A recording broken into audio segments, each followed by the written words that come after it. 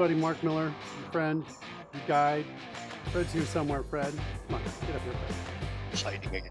Yeah, what is up with that, Fred? You don't hide on this show, right? What are you doing that? No, sorry. Fred, sorry. Roy's with me. How you doing, Roy? I'm doing pretty good, my friend. How are you? I am, I don't know. I'm hoping for good. We'll see.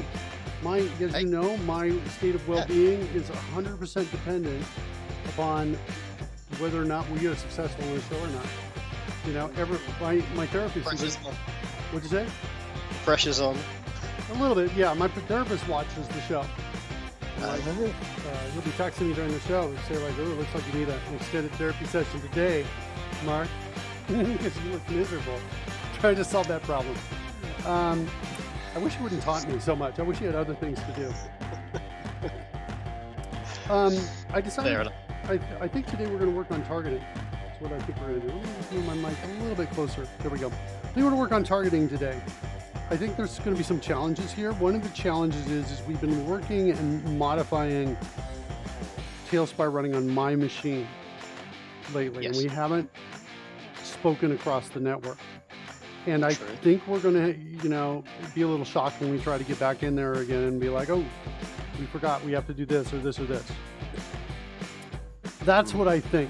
The good news is if you look at this screenshot here, that's my new targeting. I was going to say, that's not sort of vanilla TaleSpire. That's primo added to awesome TaleSpire. It's really not bad. Let's see if I can switch over to TaleSpire. There it is right there. So now this is TaleSpire on my second machine. And let me just zoom out a little bit. Then you can see it. So there's my targeting sphere. Yeah. Right there. So it's pretty cool. All I can do right now is just turn it on, move it, and I can do it remotely from this machine. Mm-hmm. When I said remotely, I guess that was probably a bad word. I can use it. I can do it when I've got mouse without borders on that machine, and I interact with the UI on that machine. I can turn it on. I don't have a remote from my other machine to be able to turn it on. So I think first thing is we just create something to turn that on and turn that off. That's, I think, what we do first. And if we can get to that point, I can cancel my therapy session for today and make it through to another day tomorrow. I think it's what we're going to do. Back over to clarify a little bit, when we say targeting, the primary form of this is characters that decides I'm going to throw, cast, do something, and I want to do this at X. X being the target, right? Yeah. The reason you've got your little shield effect there is because there may be an area of effect. So where they're aiming at is the center of that area of effect, and you want to show all places around that will be affected by this particular targeting. That's exactly right. And there are different kinds of spell area of effects. Some of them are in sphere shape, some are in cone shape, some are in cube shape, some are in a wall, in a line. Cool. So yeah. Interesting. I'm just noticing for the first time something really weird and unusual in OBS. Yeah? Yeah. It's like a little play countdown thing. It's got 5 seconds, 4 seconds, 3 seconds, 2 seconds, 1, 0. Not sure what that is. And then it's reset again. I think it must be something that's playing in a loop. Looks like it's about 50 seconds long. Interesting. I don't know what it is, but I've never noticed it before. Anyway, sorry. I know that was weird, but autism sometimes. That's what it starts at. What'd you say? What's the high value that it starts at when it's counting down? 50 seconds. I don't know what 50. it is. Yeah. 0. Yeah. So, all right. Next, let's do this. Let's change my secondary machine so you can see some of the tools. I think it might be good to do a show and tell kind of thing to show you what I have done since. Ooh, more cleverness in background. Let's see if this works. Okay. So, my effect editor has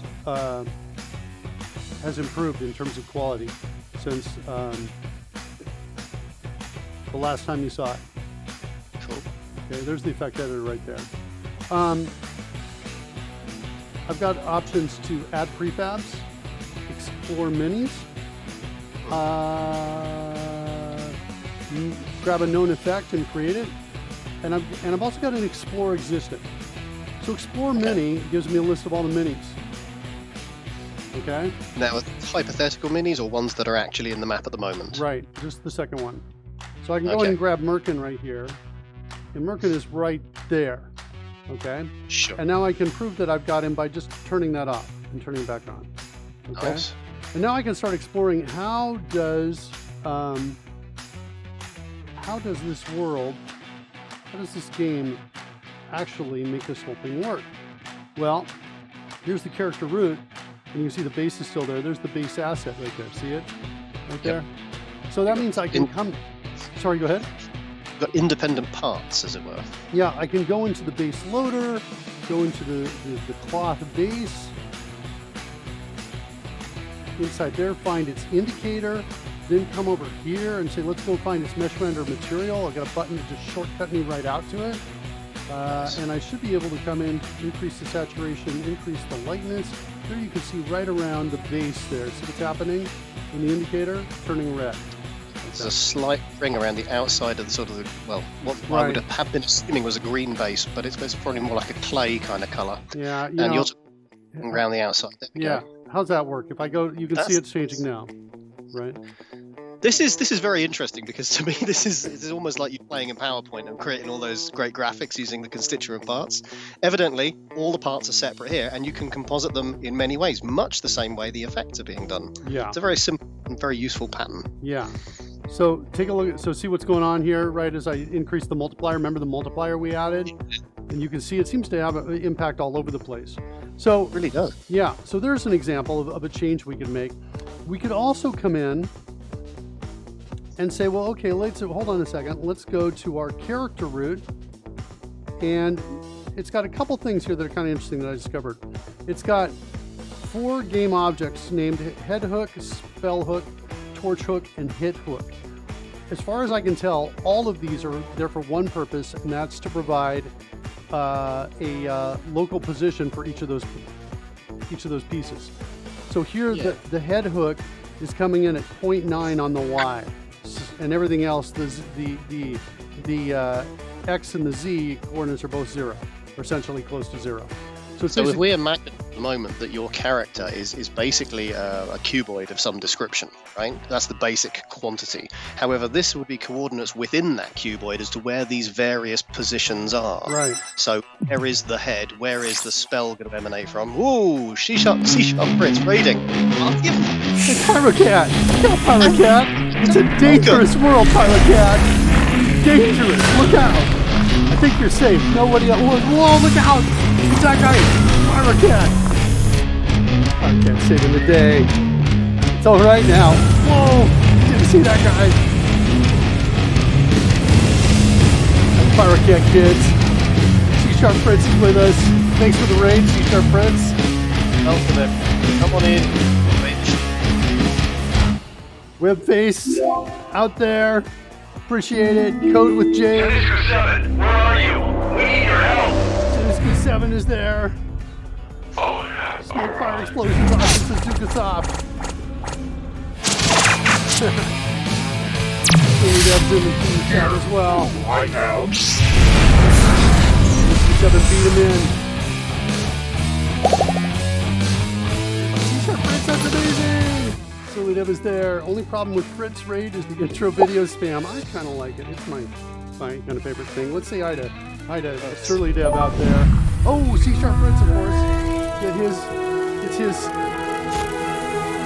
intro with the hat. C-Sharp Fritz recently raised something like $11,000. C-Sharp Fritz kicking a butt is what I meant to say. Dukesock out there, thank you, Dukesock, for saying hello. Surly Dev, we should see Surly's. Did Surly's get? Oh, there's Surly's right there. Surly Dev in the house. And I think the spams get Rory Becker from the UK. He's authentic. He's British sounding, professional. means you're in good hands, kid. Yeah. At least one of those things is true. I'm not sure which one.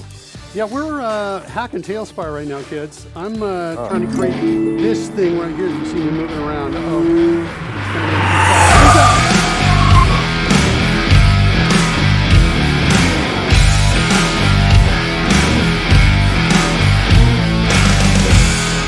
By the way, kids, if you're going to be at Dev Intersection, either virtually or in person, I will be there next week. I think Sunday I'm going to do a big Science of Great UI workshop all day long. You guys are going to be there. You're welcome to bring your own URLs, whatever you want to throw up in front of everybody. Toss up on the screen, and we'll take a look at those live if you want to. We are in the middle. We're doing some C# coding here today. We are in the middle of hacking TaleSpire, which is in early access right now. We are inside TaleSpire like crazy is where we are right now. We've got some tools that we've built on the show, and we know more about TaleSpire almost than the devs, I would say at this point, the original devs. We have a lot of understanding about how things are working, and so one of the things we've built, or we're working on, is we're adding this completely new UI to it, which allows me to target. TaleSpire is for playing tabletop role-playing games, like Dungeons & Dragons, for example. It's built to be flexible in that regard. And what I want to do is create a targeting system, is what I want to do.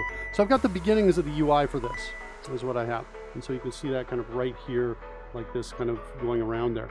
I was showing some, what'd you say, Roy? Just to explain what part of this we're sort of influencing. TaleSpire allows you to build the environments that your players will sort of take their adventures in. We've got a number of characters in there in a very small environment been built, and the characters that are physically present and those blocks, that's sort of the natural TaleSpire. The environment, the sort of holodeck, if you like, that we're kind of within, that's all TaleSpire. But the targeting mechanism, the little shield that we saw just a moment back, that's been put into the game. We've got some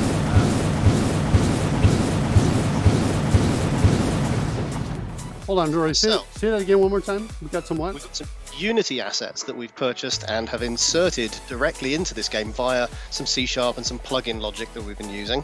And this is allowing us to follow the mouse cursor, to sort of hijack almost a facility that's built into TaleSpire, the idea of a flashlight, a sort of an interactive point, and replace and insert this shield and the target that you see there. And today we're sort of looking at the idea of targeting, the idea that a character should be able to decide, for example, to cast a spell, but would like to indicate where physically that spell will be targeted. And then there'll be an area of effect in some cases. And as Mark says, there's some sphere area of effects, there's some cubes, there's a few different ones. One goes along a wall, all kinds of little stuff like that. So that's the sort of direction that we're trying to head in at this stage. And you join us as we were sort of exploring, using some of the tools that Mark's been creating to find out, interrogate this.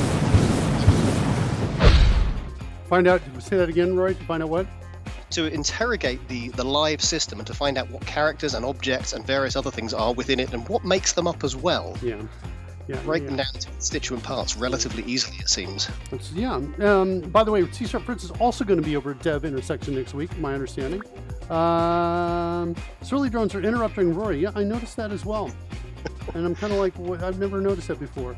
But I got to work on the sound, drop the sound effects on those a little bit. All right, so let me show you a little bit about this. I'm going to turn off the flashlight. I'm going to go back over here to our effects editor. We were just in the middle of exploring this character right here, which is right out there. That guy. We're exploring this guy, looking at how he's built inside of TaleSpire. And basically it comes down to the creature loader brings in the bard right here. That's this character which we've replaced with our own mesh and texture. And what I want to do is I want to clone an existing effect and bring it in here. And actually, I'll go into add prefab. I'm going to grab one of the prefabs. So the prefabs are pieces that we've compiled and brought into TaleSpire. And Fireball Small. So I'm going to add Fireball Small inside of here, right there. Now, there's Fireball Small right over there.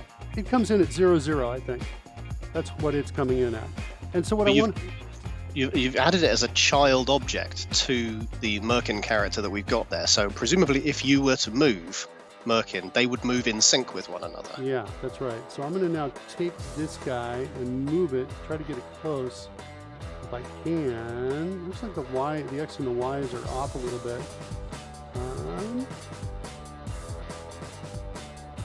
See what happens when I move the Y. Y goes there.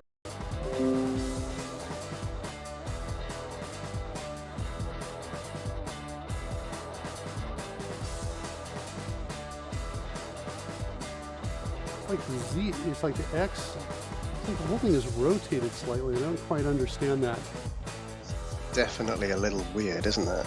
Yeah, it does seem weird. This goes here and here. Z goes there and there, which means it's probably, yeah, there we go, X and Y. So X and Y seem to be the ones I want to be working with. Let's see how that looks from the side. How bad is that? It's kind of bad. Let's see, does Z bring it down? I think you're right. It's rotated by, I don't know, 15, 20 degrees? Yeah. About this. Where are you? Where'd you go? How are we doing now?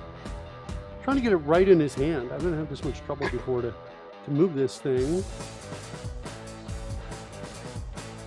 So just prior to C# for its crowd coming and raiding in then, we were discussing various hooks that are sort of already a sub part of the character. And my hypothesis, although not proven really, was that each of those hooks represents a physical space within the character that is effectively for the purpose suggested. So we had a head hook, which would perhaps suggest where the head was. Yes. You seem to have gotten the fire in place there regardless rather well. I was curious though, if you were to put the to grab that near the spell hook at relative 000, would it not be inherently near the hand? Yeah, let's see. Well, let's. The case. Yeah, let's see what we do. So I'm now going to take this and paste in the head position, and it's not. It's far off, but I think that could also be because the fireball itself may have a transform that we're dealing with. Oh, that's possible. Let's see what its position is. Yeah, it doesn't look like it's at 000, so let's change it to 000. There we go.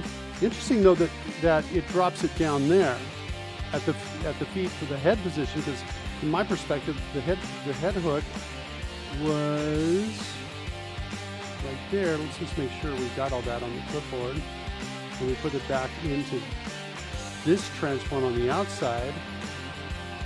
Oh, it looks like it changed. Oh, interesting. Yeah, it's kind of interesting. It does seem like there's like a rotation that's somewhere in this space. Like if I were to take this to 0 and change like something else to 9.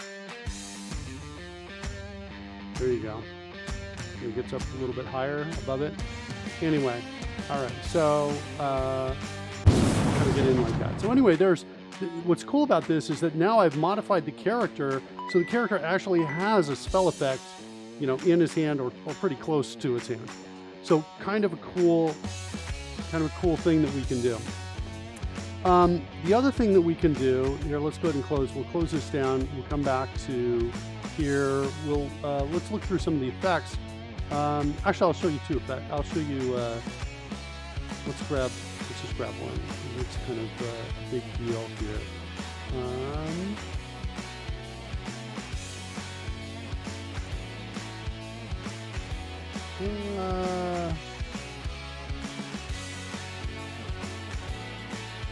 Let's mess with Fire Tornado. That's an actual really big deal. Okay. Wow. So there's Fireworks Tornado. If we switch over if we come over and look over here, there you can kind of see what it looks like over there. Nice. So that's Fireworks Tornado. Now if we want to start messing with that, we come in here. We go, let's add the prefab. Let's grab Fireworks Tornado, R4 Fireworks Tornado.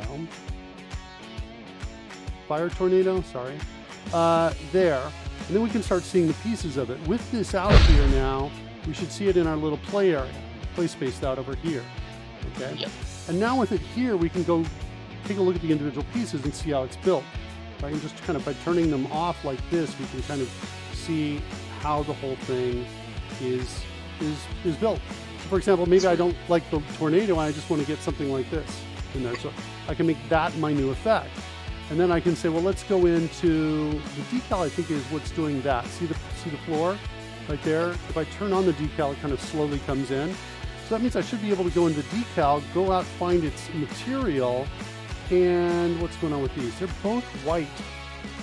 So I can't really modify those as well as I thought I could. And that kind of happens sometimes when we're working with these. Let's see what else I've got in here that I can maybe modify. Some reliant upon how the effect was built in the first place. It is. It's nice to composite our own effects, but the idea here that we can decompose those effects as well, and then take the pieces and rearrange them is phenomenal if they were made in that kind of fashion. Yeah, so here's an example of one I know I can change, or it's very likely to change. Here, take a look at this. So I found tint color on Pivot Fire, and look, it's orange just like the fire is orange, which means if I want to make blue fire, I should be able to just do that, and I can make that change. Yeah, the decal is going to take a little bit more, it could be in this space, maybe here. A little more searching to find out how to make the changes to it. And so, you know, that's kind of what we're able to do. What's cool about this is once we get this and we say, okay, that's our effect. I haven't tested this out yet. It looks like it's not built on this machine, but what we can do is we can save this effect. That's what we can do. Yep. So I can copy all of that to the clipboard, take all that, copy that to the JSON clipboard, switch back over onto my machine, bring up a spreadsheet here of TaleSpire effects, give this a name, and we'll call this, blue fire. Just smoke. so you're aware, not looking at your machine still, we're looking at let me switch back over. There it is right there. Just do that and then paste in here that data that we have. Now we've got this in here, which means we switch back over to the other machine. I'm not sure if this will work right now. Probably not, because it looks like I don't have this is not the latest version here on this machine. But if I come into known effect, yeah, I'm not going to see it. So it's not there yet, but it would normally show up there, and then I can now add that as one of the pieces that I'm putting together here. So that's kind of what we're doing. So today we're going to look at, let's switch back over to my machine. Today we're going to look at creating basically targeting modes, adding that so that the Dungeon Master or the Game Master can say, okay, you're now targeting, what are we going to go hit? What are we going to go target? All right, to do that, we need to go into our, oh, by the way, you know what, I just realized we should give everybody the source code to this in case you're interested. It's out in Mr. AnnouncerBot space right out in here. This has got a lot of code to a lot of different things inside of it. Say that namespace has grown somewhat, hasn't it? Over the years. Yeah. It is at this years. Yeah, that's right. We started in 2018. Started streaming, I think, July 25th, 2018. So we're coming up on our 3-year anniversary, Rory. So anyway, that's the source code out there in case you want to see what we're playing with. Now, we last actually left off, I want to say weeks ago, working on this. And when we went to another place where we were actually trying to build the tools we needed, which you just saw a demo of, so we could get inside of TaleSpire, understand what's going on. We've got this method out here called prepare TaleSpire targeting. I'm not even sure if this will build or not. Let's see what happens if we try to build on this one.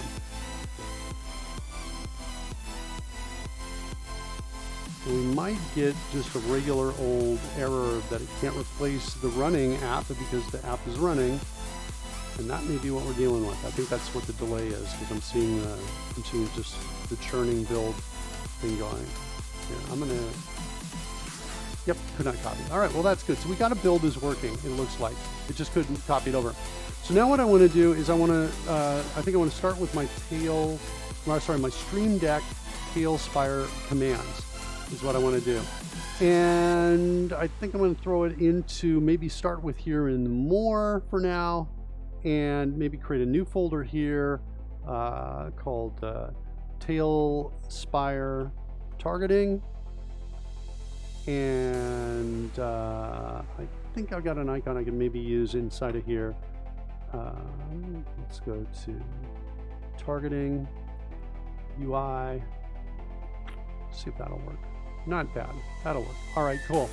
And then we want to create a new command I'm just going to like copy this right here as one of my command bases right there. Let's go in and give it a icon, and we'll have just simple command target on, and another command that says target off with a different icon for that. You can see what I'm prepping for here. I've got different spheres and things like that. Let's go ahead and maybe copy and create 2 buttons down here for the different spheres. Let's create like a 30-foot sphere, and we'll create one that is maybe I'm feeling inspired to do a couple of these. Let's do a 60-foot sphere, and we'll do a 20-foot sphere, 10-foot sphere over here. Now, I've just got the buttons here, and I don't have the actual code for them yet. So we need to kind of make that happen. So we need to decide what those commands are going to be for all of these. To do that, we're going to put them in this folder here, Stream Deck Commands. Do I have anything already starting with the word target?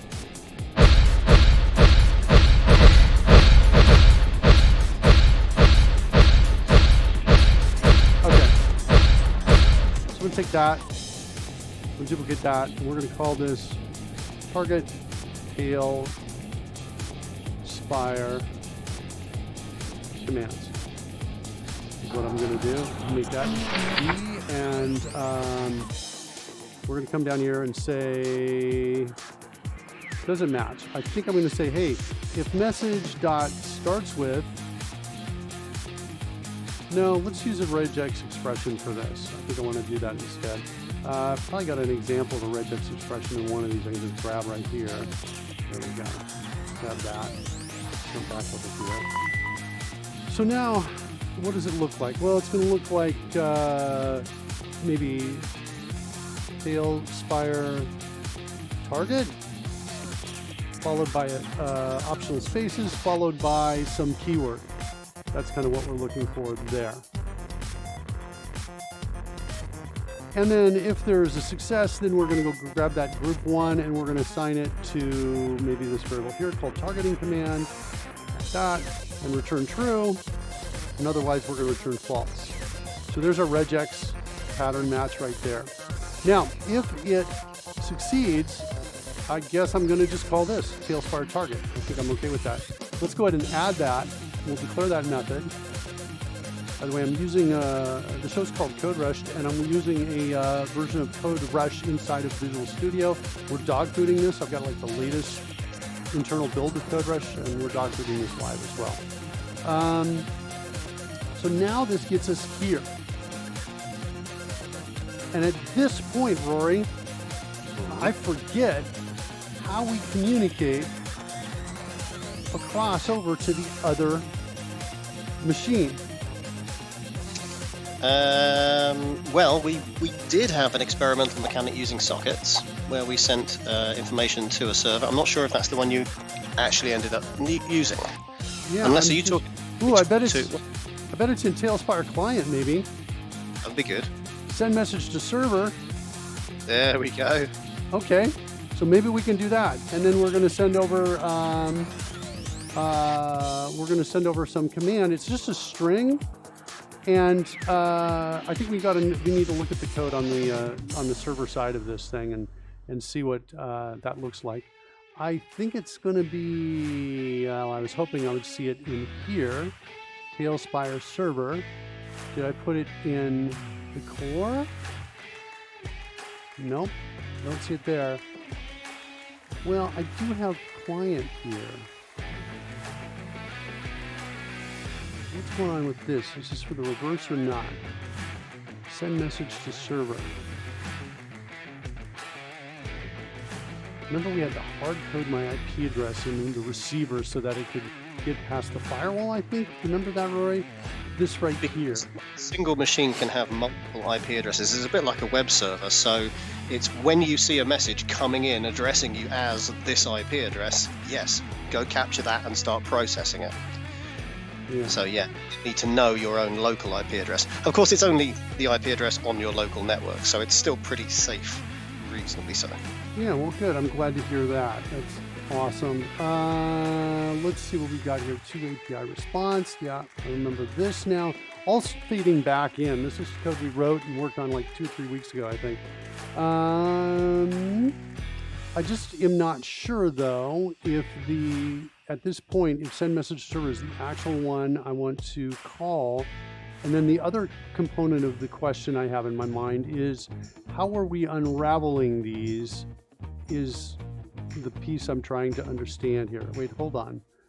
Let's go look at, so send message to server. I'm using Taptonix reference in here to look through this. Wait, what about this?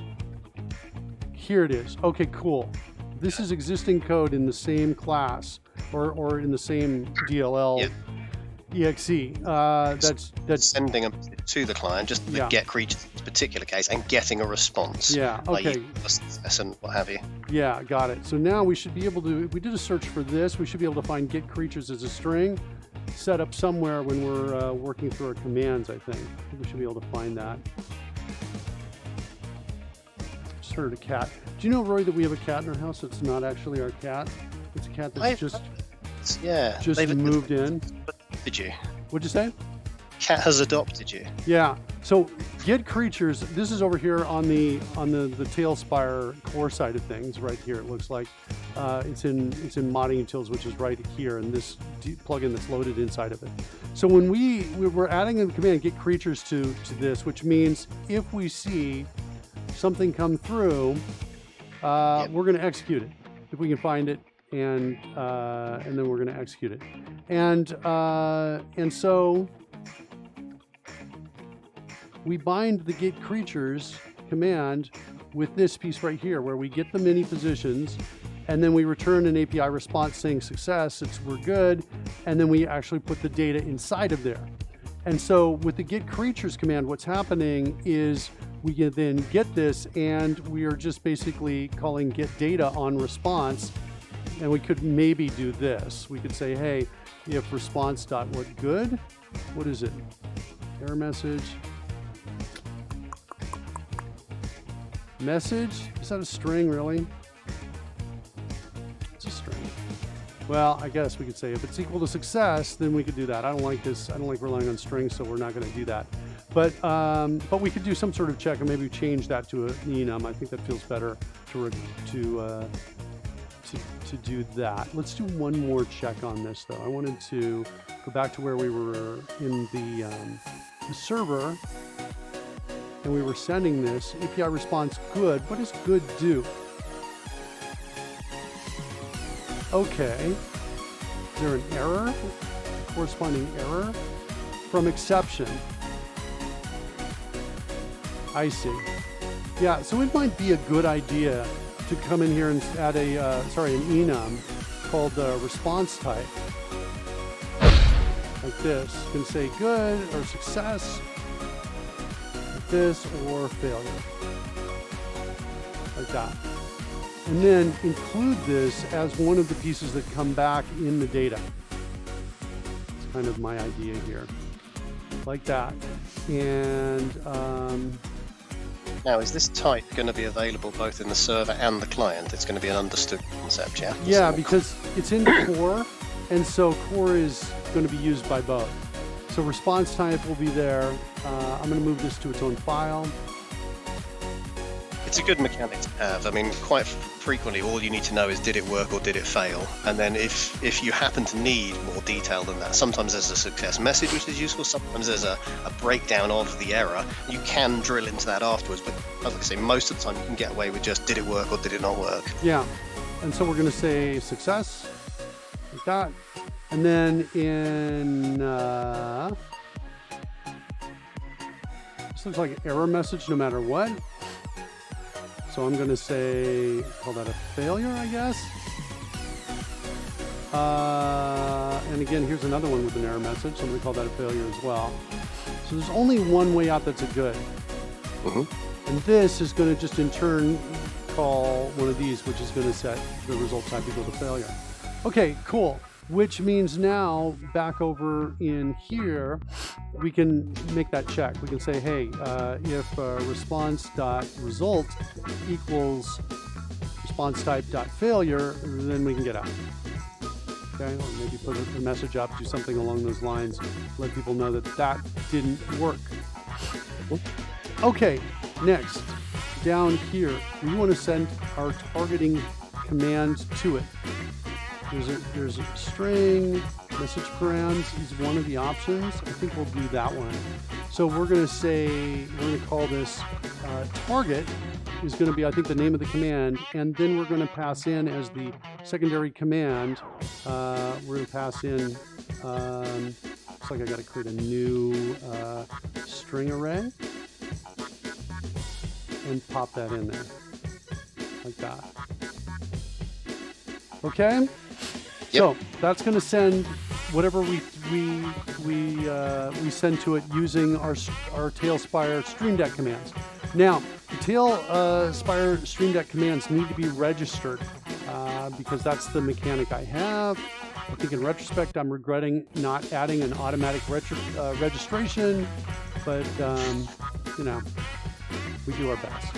I do it on the things that matter, and this one I thought didn't matter, but in retrospect, look at all these I had to manually register. Automatic registration would involve essentially iterating through the assembly. Music is way too loud. I can barely hear you. Well, to the comment, we can certainly do something about that. Yeah, let me try turning it down a bit. And let's, I've got the volume down button over here. Down to 1. All right, see how is that, Damon Icky? Let me know. Says better thanks. Excellent stuff. Okay, and Roy's still good? I want to make sure Roy's volume's still good. I should have him independent. I've got him all the way cranked up, so he should be good. Yeah, I think I might spend some time and totally redo my sound, is what I've been thinking, Roy, on that. Thinking about it, so. Okay, all right, so we've got that registered. Now we need to go down into our TaleSpire server.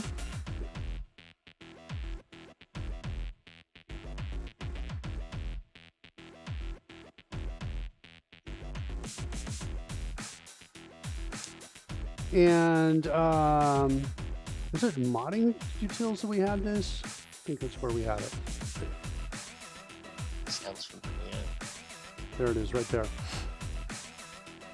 So we're going to add something new here called target. And let's go find get creatures, and we want something that looks essentially just like that.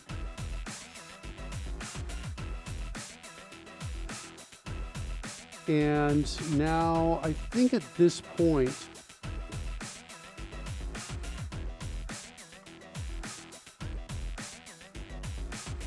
can I do just a good without any message at all?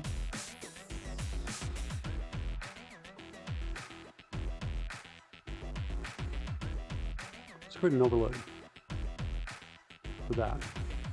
That looks just like the other one.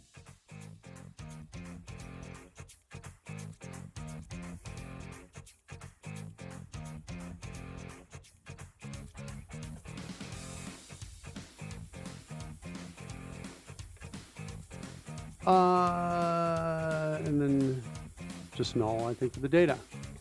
Hopefully that'll work. There's my good. Okay. And then the other piece I want to do is go through all the args inside of that we've been passed in, and I want to do a TaleSpire debug message, send it out. That just says maybe something like this.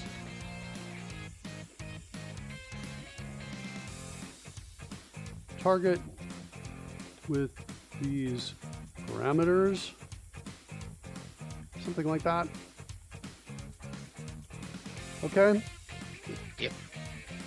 All right, that feels, I think, pretty good. Let's shut down TaleSpire on the secondary machine.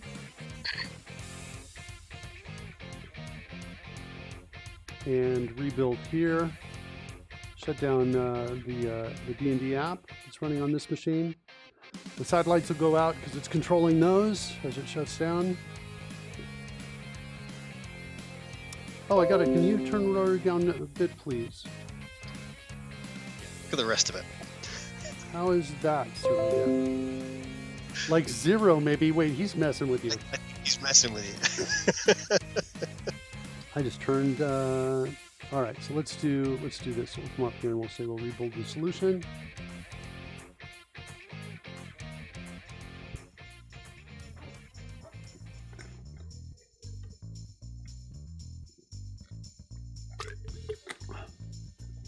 When you don't read the whole thing.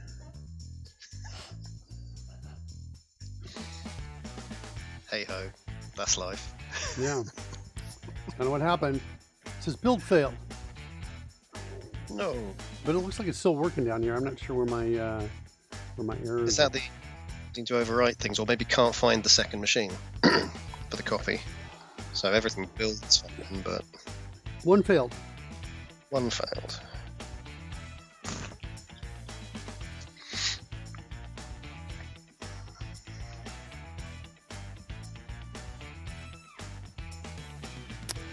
Oh, it didn't build. I thought it did build it, but it didn't build. Target details. This is something we kind of left hanging. Let's see, where am I using target details? Target details. Got a couple things that we need to do. All right, so target details is coming from the spell's target, which let's go look at that for a second, because that is just gonna, let's see, spells are here. So that comes from here. I'm gonna make this a string for now, because it'll hold it, but what I wanna do is be able to parse this. I want to be able to parse this data. So one tiny beast, you know, infinite number of willing creatures, you know, this sort of thing. There's some encoded pieces as well, like my ammo count, an object, or it has to be non-magical. So my ammo count is 3. That means I can target 3 objects that are non-magical, for example. So for the moment, you've extracted the English essence of what the target is, but we've yet to find a way to encode it in a machine-readable form. Right. But you have still reduced the size of the problem. Yeah, that's kind of what I've done. Exactly. So we'll go ahead and stay true to that. So with target details, we're going to make this, I'll make this, should I make it a string or should I, let's look at one more time. Let's not make it a string. Let's declare a class real quickly for it. This is going to be this, and then we're going to create an auto-include property called data, original data maybe, something like that. And then we'll add to this later, is what we'll do. Okay. Let's also add a constructor that initializes to that. All right, and good. Next, let's go back to where we were. 2 target details, let's go implement that. Whoops, not add parameter. I want to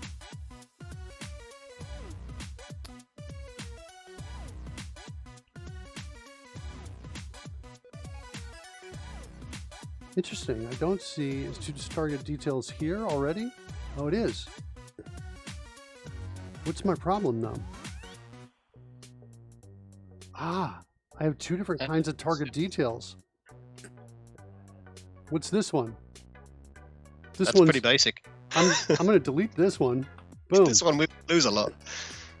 All right, cool. So now we're going to say return new target details, passing in the data right there. Let's go ahead and replace this with maybe target data or something like that. Okay. All right, so that's 2 target details. It's pretty simple. Target type, what are you? None friendly foe. Cool. All right, 2 target type. That's passing, whoops, there I go again. Hold on, hitting the wrong menu item. One more time. Do that, clear method, pop it in there. 2 target type. target type is being parsed from here. So we're looking for the word friend, or foe, one of the others, one of the two. So I think I'm going to do something like this. If, let's do this first. Let's lowercase this thing. And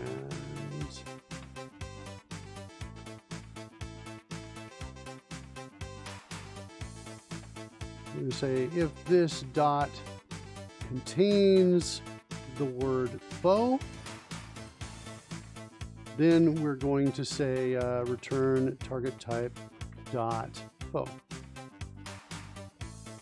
If it contains the word friend, then we're going to do friendly. And then otherwise, we're going to return none. Okay? So there's two target type implemented. Cool. Okay. That's cool too, because you know, if a spell only impacts friendlies, then I can still specify a 30-foot sphere and pick up only the friendlies within that range. Yes.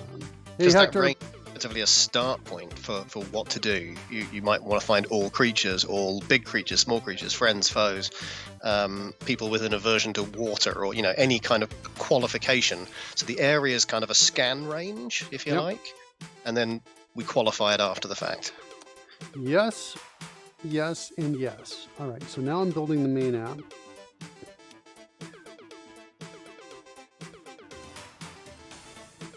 Missing a clone. Okay, let's add it.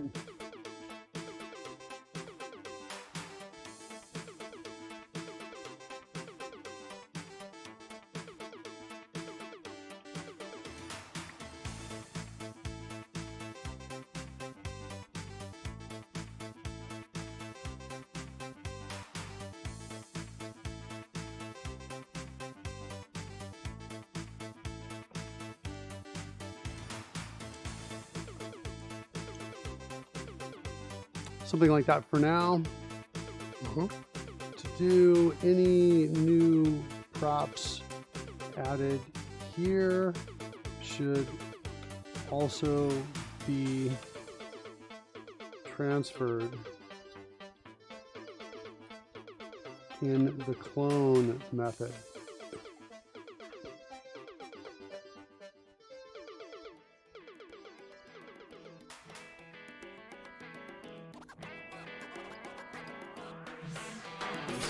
Thinking about maybe a coders feature.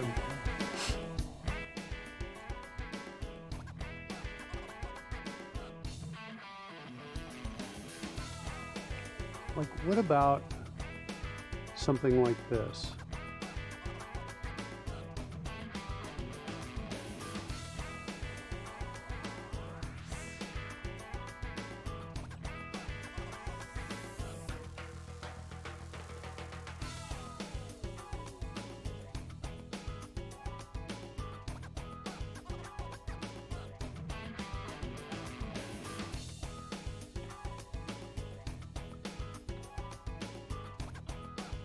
What about something like this, Rory? As an ability to put a comment in the code. That when CodeRush is running, if it sees the comment and then looks for changes in properties, and if it sees them, then it puts up a toast message that says, maybe do the word toast here. So you're kind of coding a design time experience. Yeah. Yeah, so let me know if I'm dumb enough to change this. So you put it in the source where the thing is, but of course on any reference to it, maybe you sit there and rename from like 10 files or however it is. But yeah, that's quite good. It means any warnings that you place in the source file where this thing is defined are effectively raised to you, the developer, if you make the change from somewhere other than there, like a refactoring. Yeah, that's what I'm talking about. Sully, did your bubbles work? I didn't notice if they did or not. I did not think they had. Some were working earlier, but not just recently. Okay. Let's restart that and see if that helps. Give me a second here.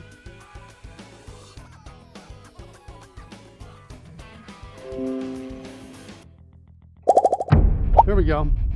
I'll have to debug that later. I just debugged it now. Okay. Changing properties to new properties.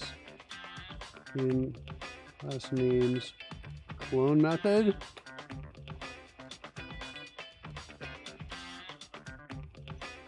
Gee, should I really do this? So that if we rename clone, that comment gets updated? Or should I stick this down inside of here?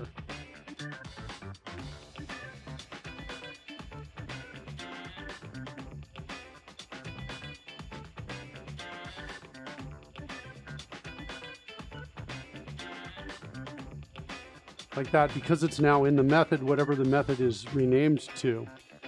Yeah, that's interesting. Mind you, we also have the concept of XML.comments, which do sit above a member, still refer to it. Yeah, I was thinking the same thing, like this, moving it above, like this. I wonder, could you jump on the syntax? So I think if you stick a triple slash, is it? To generate the template. Will it still build? Is that Well, what you're no. asking? You carriage return after your comment, and then triple after. You want to just do this. Hold on, it's not. There's Jetsam. Hey Jetsam, too many drones, let me take them out. It just totally took them out.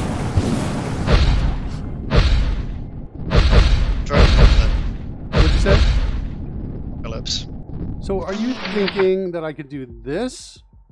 All I was just wanting to say is that some people will have XML.comments, and it would be useful if this was somewhat in keeping with it. So if it didn't kind of contradict the style, if you like. Now, in fairness, that doesn't seem to look too bad.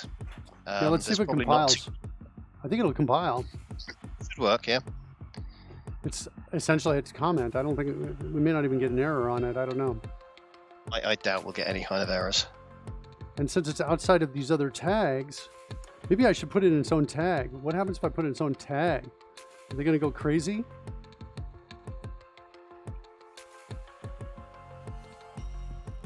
I think if we put it in a tag, we risk that somebody else will also try to use the tag for different purpose, unless we make it particularly unique.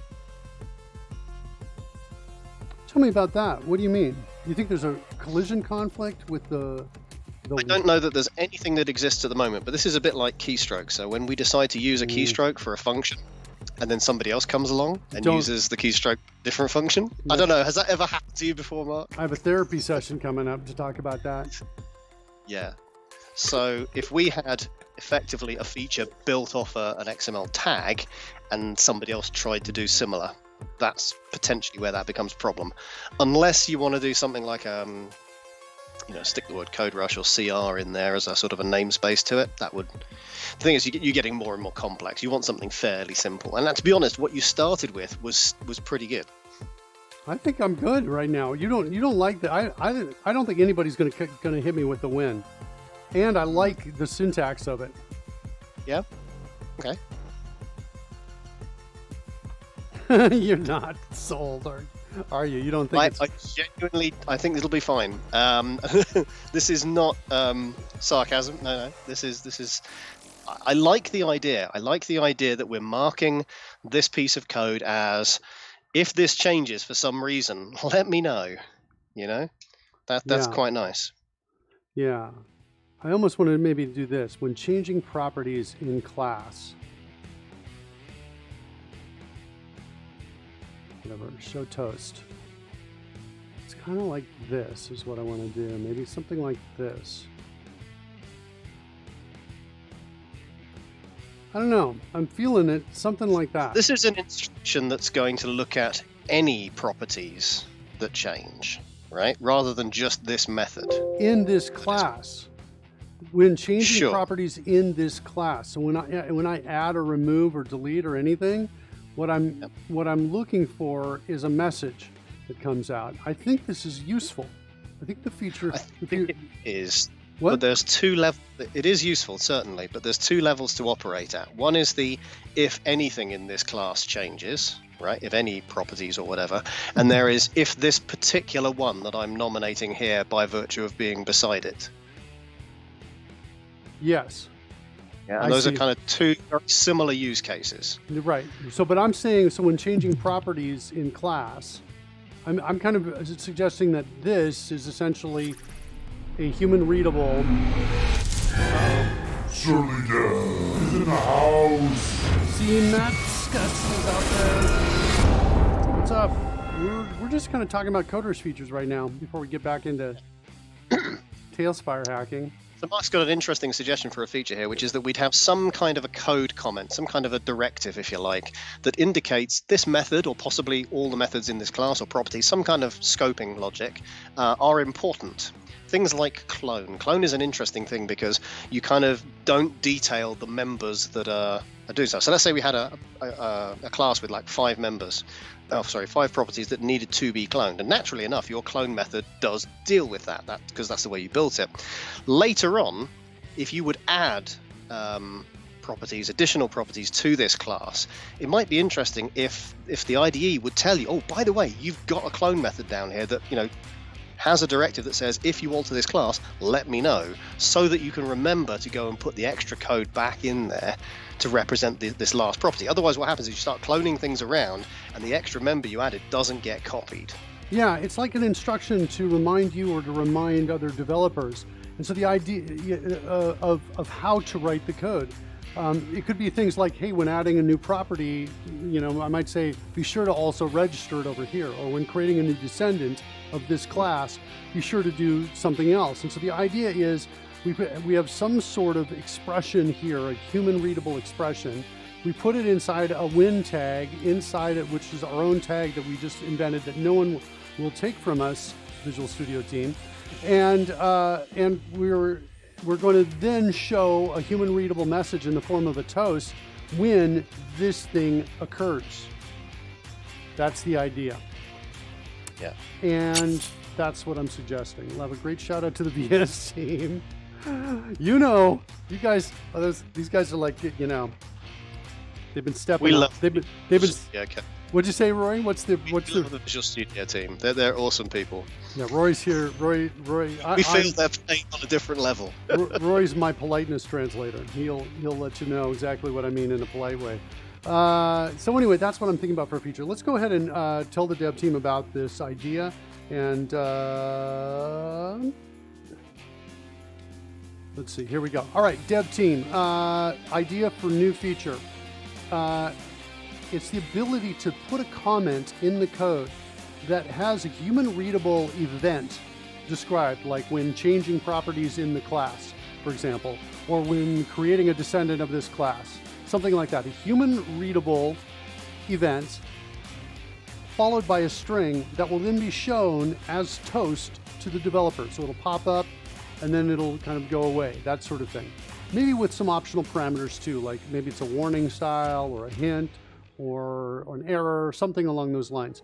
But the idea is basically to help developers who are working on this remember to do the right things when they do something else. For example, in this class, I have a clone method, and the clone method needs to transfer data from one to another, which means if I come up here and I add new data like this, like name or something like that, and I forget to transfer it over here, I've just introduced a bug without, knowing it. And I can put a to-do up here, right? That's the old style way of doing it. What I'm suggesting, though, is to do this so that the second we declare this, the toast appears right there. We'll see the toast come up and it'll say, hey, be sure to include new properties in, and here it'll see replace class name with target details, method name with the next method that follows the comment. And because we're using XML.comment styles and we're using the win tag, it just kind of fits in with the XML.comment, so it fits in nicely there. This is our own tag. It doesn't exist already, and I've checked compile. It doesn't seem to impact compile at all. There may be other things, the other tools this impacts, like tools that extract XML.comments. They may not know what a win tag is, but I have a feeling it will have a mild to low impact on it. All right, that's the feature request. What should we call this, Roy? Maybe a win tag in XML doc comments. Yeah, we'll do that. We'll pop that in there. All right, Coder's feature request submitted. All right, in the meantime, and I should say, it should still work even with this. So if I don't have an XML doc comment, I can just pop it here, and it's essentially, effectively, CodeRush opens the file, scans for these. When it sees them, it then builds the rules and watches for the rule violations or the triggering of the events to help developers stay on track. I think it's a great, great feature. We should definitely talk about it. Okay, I'll keep that in there for now. Okay, so there's our target details. Let's get rid of name. We don't need that anymore. We got a build.